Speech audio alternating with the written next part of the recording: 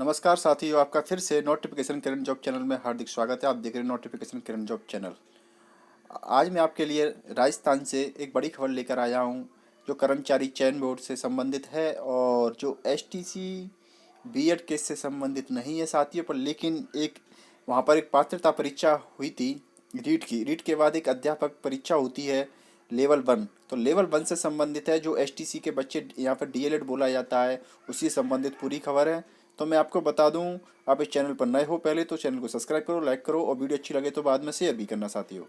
तो मैं आपको ले चलता हूँ पूरी खबर पर। तो आप सबसे पहले ये जानिए साथियों कि आखिरकार ये मामला क्या है।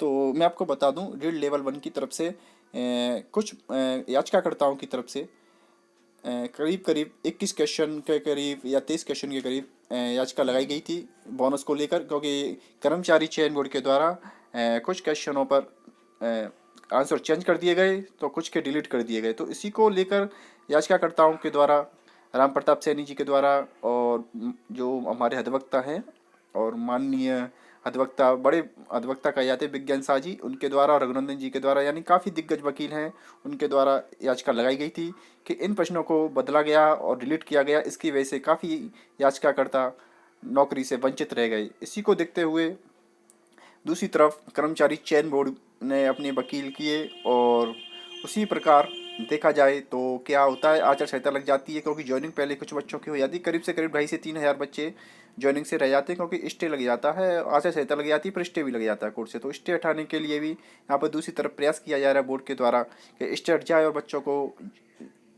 ज्वाइन हो जाएं। तो और उधर दूसरी साइड स्टे लगा हुआ है, क्योंकि जो क्वेश्चनों पर आपत्ति लगी हुई है उसकी वजह से, क्योंकि पहले ये देखा जा रहा है कि किन जो जो महत्वपूर्ण क्वेश्चन हैं उन पर बोनस दिया जाए या फिर बच्चों को जो आंसर है उनको सटीक माना जाए, क्योंकि बोर्ड के द्वारा ऑक्सफोर्ड डिक्शनरी या फिर गूगल विकिपीडिया के द्वारा आंसर माने जा रहे हैं जो गलत है, कि ऑथेंटिक बुक के अनुसार नहीं माने जा रहे। तो कुछ बच्चों ने अपने प्रूफ के अनुसार याचिका लगाई गई। तो पूरा मामला क्या है, उस दिन क्या सुनवाई हुई, क्योंकि इसको महत्वपूर्ण सुनवाई कल हुई थी, जो करीब करीब 4.5 घंटे सुनवाई हुई, जिसमें से सुबह 10:30 से लेकर 1 बजे तक, 1 से 2 के बीच लंच हुआ, तो वहीं 2 से फिर सुनवाई वापस स्टार्ट हुई लंच के बाद, 4 बजे तक चली। 4.5 घंटे की सुनवाई काफ़ी गजब, दोनों तरफ सभी के पक्ष सुने गए, लास्ट में बोर्ड का भी पक्ष सुना गया। और वहाँ पे आपके चेयरमैन, कर्मचारी चयन बोर्ड के चेयरमैन आलोक राज जी खुद उपस्थित थे। वो समय कितने पंचुअल हैं कि मैं आपको बता नहीं सकता, क्योंकि साथियों 10:30 बजे से कोर्ट शुरू ओपन होता है। तो ओपन कोर्ट में तो साथियों वो पहले से ही 10-20 के बजे लगभग मॉर्निंग में पहुंच चुके थे।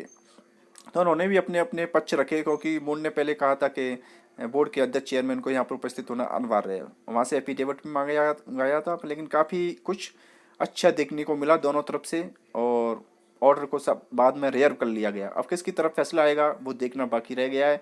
जो फैसला होगा वो सम्मान्य होगा, चाहे बोर्ड की तरफ आए चाहे बच्चों के याचिकाकर्ताओं की तरफ आए। जो भी फैसला होगा वो सम्मान्य होगा, उसका हमें स्वागत करना होगा। पूरा मामला एक न्यूज़ के माध्यम से आप देख सकते हैं, दैनिक भास्कर की न्यूज़ में आप देख सकते हो। 8 मार्च 2024 को एक न्यूज़ आई है, उसमें पूरा मामला आप देखिए। शिक्षक भर्ती चेयरमैन ने माना पेपर सेटर से 10% तक गलती हो सकती है। तो कोर्ट में कुछ कहा था, कर्मचारी चयन बोर्ड क्या, बोर्ड के जो चेयरमैन है हाई कोर्ट में क्या बोले, देखिए 3 साल में 78 भर्ती की है, इसमें से 10,204 प्रश्न पूछे और 215 प्रश्न डिलीट किए। तो देखिए जयपुर 33 श्रेणी शिक्षक भर्ती 2022 की उत्तर कुंजी को चुनौती देने के मामले में अदालती आदेश के पालन में कर्मचारी चयन बोर्ड चेयरमैन आलोक राज ने गुरुवार को हाईकोर्ट में उपस्थित होकर शपथ पत्र पेश किया। इसमें कहा कि 2021 से 2023 के दौरान बोर्ड ने 78 भर्तियां की, जिनमें 10,204 प्रश्न पूछे और इनमें से 215 प्रश्नों को डिलीट किया गया। वहीं 163 के उत्तरों को बदला गया। डिलीट किए गए प्रश्न 2.10% हैं, जबकि बदले गए प्रश्नों का 1.60% ही है। वहीं इन्होंने छत्तीसगढ़ राज्य लोक सेवा आयोग, गुजरात राज्य लोक सेवा आयोग और हाईकोर्ट राजस्थान की कई परीक्षाओं के पेपर सेटर से 10% तक गलतियां हो सकती हैं और परीक्षा की गोपनीयता भंग नहीं हो, इसलिए पेपर सेटर के पेपर को नहीं देखा जा सकता, ये कोर्ट में कहा गया, क्योंकि एफिडेविट पेश किया गया है उनके द्वारा। और तो उसमें साफ साफ ये बातें लिखी हुई हैं। अदालत ने चेयरमैन के शपथ पत्र से संतुष्ट नहीं होकर कहा कि यह तो प्रोग्रामर स्तर के अफसर ने बनाया है, जबकि उन्होंने चेयरमैन का शपथ पत्र मांगा था। ऐसे में बोर्ड चेयरमैन 3 दिन में शपथ पत्र पेश कर बताए कि मॉडल उत्तर कुंजी और अंतिम उत्तर कुंजी के परिणाम में कितना अंतर रहता है। अदालत ने मामले में बहस पूरी होने पर फैसला बाद में सुनाया जाना तय किया। यानी मैं साथियों को बता चुका हूँ कि पूरी सुनवाई के बाद जो जस्टिस महोदय थे समीर जैन, उन्होंने क्या पूरे फैसले को रिजर्व कर लिया गया और ये नहीं बताया कि कब होगा, लेकिन फैसले की कोई जो रिजर्व ऑर्डर होता है उसकी कोई समय सीमा नहीं होती है। 8 से 10 दिन 15 दिन के अंदर आ जाना चाहिए, नहीं तो फिर 1 महीना होता है, कोई निश्चित समय सीमा नहीं होती। तो इसलिए आपको धैर्य बनाकर रखना होगा, किसी की बातों में ना आए और कहीं भी फैसला जा सकता है। और जो पैसे मांग रहे हैं उनकी बातों में तो बिल्कुल ही ना है साथियों। तो आप इसी प्रकार देख सकते हो साथियों कि यह सब चेयरमैन के द्वारा कोर्ट में कहा गया। अदालत ने मामले में बहस पूरी होने पर फैसला रिजर्व कर लिया गया। जस्टिस समीर जैन ने यह आदेश निधि चौधरी व अन्य की याचिका पर सुनवाई करते हुए बताया गया। साथियों, जस्टिस निधि चौधरी व अन्य की याचिका का जो CW 10-358/2023 ये उनकी याचिका क्रमांक है, रिट क्रमांक है, वो आप देख सकते हो 60 पे जाकर। प्रार्थी पक्ष ने कहा कि बोर्ड ने नीचे लाइन कटी हुई साथियों, उन्हीं के आधार पर सवालों के जवाब दिए थे, लेकिन बोर्ड इन जवाब को सही नहीं मान रहा और गैर मान्यता प्राप्त पुस्तकों, आप यहाँ पर बिल्कुल देख सकते हो वही बात मैं जो आपको बोली थी वही बात यहाँ है। गैर मान्यता प्राप्त पुस्तकों विकिपीडिया के आधार पर सवालों के जवाब सही मान रहा है। दोनों पक्षों की बहस सुनने के बाद अदालत ने बोर्ड चेयरमैन को मॉडल उत्तर कुंजी व अंतिम उत्तर कुंजी के आधार पर निकाले गए परीक्षा परिणाम में आने वाले बदलाव की जानकारी 3 दिन में पेश करने को कहा है। साथियों, एफिडेविट लगाना होगा चेयरमैन के द्वारा, क्योंकि उन्होंने पहले किया, प्रोग्रामर के द्वारा, अफसर के द्वारा जो भी लगाया गया उनके द्वारा एफिडेविट लगा दिया गया। अब खुद के नाम से ही एफिडेविट मांगा गया जिसकी जानकारी 3 दिन में पेश करने को कहा है। दरअसल पिछली सुनवाई पर अदालत ने बोर्ड चेयरमैन को व्यक्तिगत तौर पर हाजिर होकर यह बताने के लिए कहा था कि 3 साल की भर्तियों की उत्तर कुंजियों में प्रश्नों में क्या बदलाव हुए, इसके कारण कितने अभ्यर्थियों को इससे प्रभावित हुए। तो साथियों, पूरी जानकारी यहाँ पर एफिडेविट के माध्यम से उनको देनी होगी।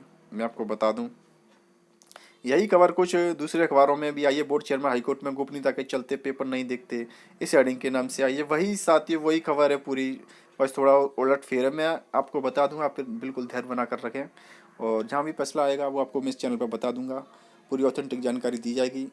राम प्रताप सैनी जो विज्ञान शाह जी ने जितना दमखम दिखाया वो पूरा दिखाया है याचिकाकर्ताओं की तरफ से, और अच्छी तरीके से सुनवाई है। एक एक जवाब को, एक एक पॉइंट को, आपके प्रूफ को वहाँ पर पेश किया गया है। रघुनंदन शर्मा जी भी हैं, उनके द्वारा भी पेश किया गया है, और आलोक राज जी के द्वारा भी अपने जो मत हैं वो पेश किए गए। और आपके वहाँ पर बोर्ड की तरफ से डबल AG उपस्थित थे, उन्होंने भी सरकार का पक्ष लिया। तो देखो, जस्टिस समीर जैन के द्वारा मैं आपको बता दूं, वहाँ पर कोई भी ऐसा मूड नहीं दिख रहा था कि इधर पक्ष है या उधर, क्योंकि उन्होंने बस ये बातें सुनी और किसी की तरफ मामला जाते हुए नहीं दिखा, क्योंकि मामला पूरी दोनों पक्षों को अच्छी तरीके से सुना गया और बातें पॉइंट नोट की गई। उनके बाद इनको सही तरीके से समीकरण बिठाकर देखा जाएगा, इनको रिवाइज किया जाएगा कि आखिर पॉइंट कहाँ किसकी तरफ निकल के जा रहे हैं। तो वहीं उधर ऑर्डर रिजर्व होगा, ऑर्डर रिजर्व हुआ है, वहीं फैसला होगा। साथियों, जिस दिन फैसला आएगा वो आपको बता दिया चैनल पर नए हो तो चैनल को सब्सक्राइब जरूर करना और वीडियो को शेयर जरूर करना साथियों। धन्यवाद। जय हिंद, जय भारत।